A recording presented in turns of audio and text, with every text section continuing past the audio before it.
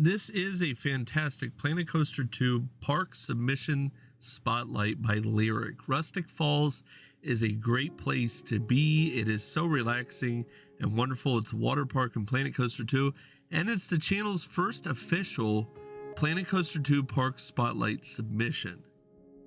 So this park was turned in by Lyric over on Discord. Lyric used the Google form, which is in the description of this video, and submitted Rustic Falls here, which is a great park. I love this a lot, and I think you're really going to love it too. I'm going to show you the park's layout, and we're going to go on a little bit of a trip around and ride some of the water slides and the other rides. Rustic Falls has a really cool Viking vibe to it. When you come into the front entryway here, you get this really awesome wooden building, and then all these names all over the pavement. I'm not sure what the backstory is with these names. These weren't contributors, because I'm one here and I didn't contribute to the park, but I wanted to show you, especially in this plaza, this really cool Viking statue in the middle. The scale tool is helping create some of the coolest stuff I thought was possible in Planet Coaster. And honestly, it's making up for the lack of TMTK. A little bit, not entirely though. Here on the right hand side, there's changing rooms and restrooms available to the guests who enter the park, and a really cool build. This thing is nicely put together, very well done, and very careful.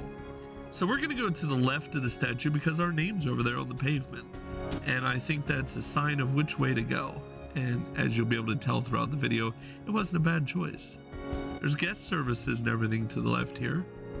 And honestly, it's a really friendly vibe. This is the vibe you get all the way through the park, this cozy, well-built vibe. Now, up behind the building at the front plaza, you have the park's first wave pool. And this wave pool is not entirely the largest you've ever seen, but it is nicely put together. It's really neat, really squared, really tidy, and has a cool wooden edge to it. Here you can see the guests just enjoying themselves in the wave pool. There is a small water slide on the right hand side. And there's another small water slide on the left. Now the one on the left here we could ride, but it was short. And then exiting that general area from the left hand side of the plaza, it comes to the kids zone. And here in the kids zone you have the kind of standard fare of buildings. You have the restrooms, you have the little shops, and then you have this big splash pad area. And this splash pad is so cool. Now the guests are glitched here, I have to warn you, but yeah, it's a whole thing. The area here has a nice, well put together balance of pieces. I'm really impressed with this. It's got a very cool atmosphere, and it's something that I would enjoy. Now the water slide that comes down through the middle, really well done. It's very cool. It's very short, but it's very cool. And then there's this lazy river, so we're just keep on moving because it's a fairly big park. So we got this lazy river that runs around the perimeter of the park. Kind of, it's in a general area of the front end of the park. It's a lot of theming around it that really sets the tone. I think I can enjoy at least an hour or more just floating along in this river. I've only ever actually been in a lazy river once in my life, and I kind of enjoyed it, and it wasn't terrible. Then we come to this other pool at the back of the park here, and this is crazy. This has these two massive water slides, the two drop tower water slides, and then 3 colored slides in the center and 2 twirly slides on the sides. Now I will tell you, we only rode 1 slide in this whole setup, just because I was having a little trouble getting the POVs of the slides. But here it is, the drop tower. And it about takes your breath away. It happens in a second. Then off to the right hand side of that is a sloped pathing way, and I love this. Anytime I go to a park that has an ambient atmosphere like this, with these sloped pathways and this woodland feel, I spend a lot of time just looking and observing and feeling and being.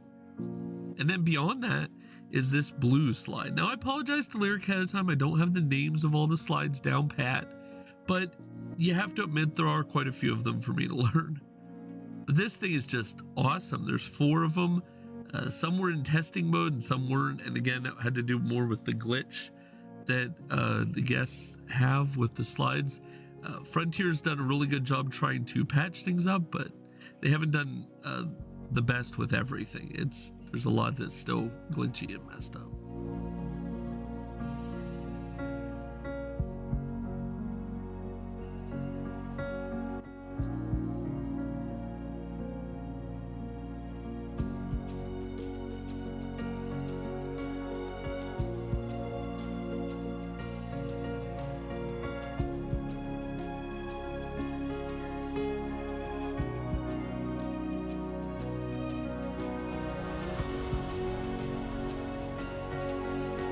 And that slide ends just like that. And the bottoms are nothing complicated, nothing crazy.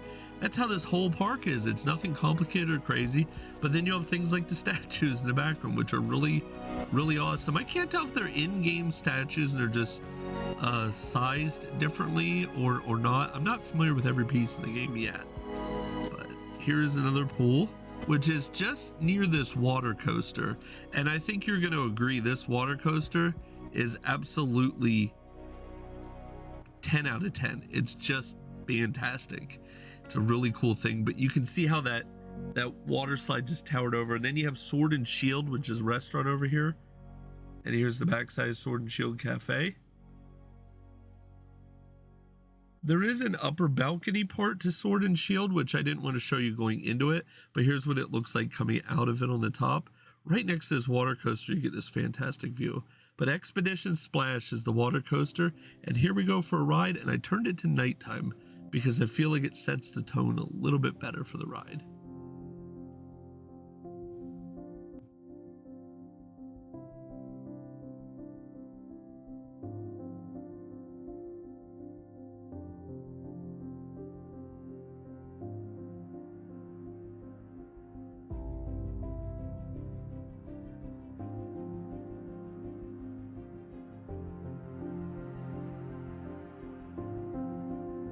Well, we hang out at the top here waiting for the boats to change hands and go to the other boat. I wanted to remind you to hit the like down below in the the bottom there. Hit the like, and if you're watching on TV, that's fine, but at any time you'd like, just go make a comment, drop down, let me know you watched, let me know your thoughts, and let me know if you like this park. It helps me tremendously. Feedback is very important to me, and it's one of the core things I really appreciate about the YouTube community environment is the feedback you get from comments.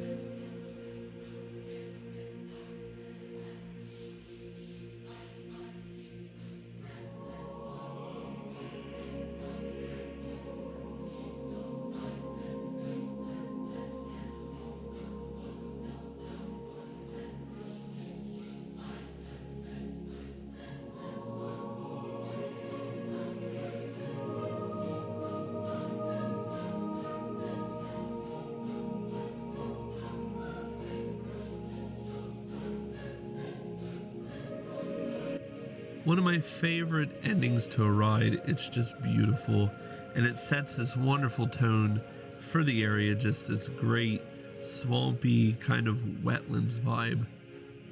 We're going to switch back to daylight here just in a second, but I also wanted to show you that some of the plazas are set up with a nighttime vibe to them, a nice glow.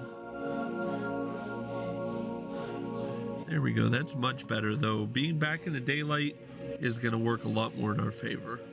There's a larger wave pool at the back of the park, and next to it sits Valhalla and another ride that I can't remember the name of because I wrote it down and the little slip of paper fell off my desk.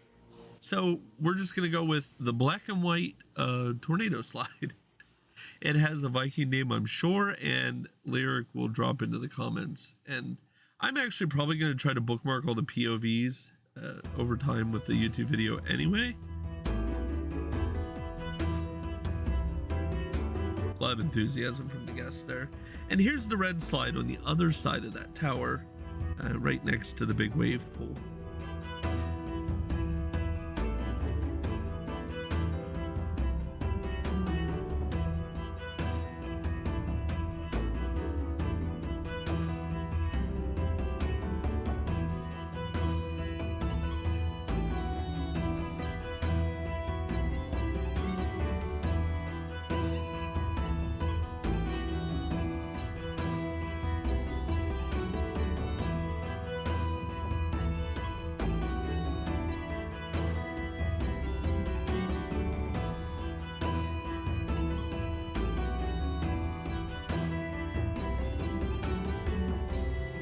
These guys are very enthusiastic as guests.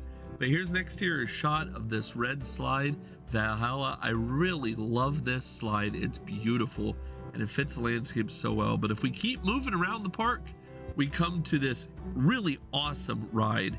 This is Rogue Rapids. Rogue Rapids has some really neat elements to it. I did have to speed some portions up because I felt like it moved a little too slowly for comfort. I think that some parts of it just move a tad too slow, but I did do a follow cam because believe me, that spinning gets terrible.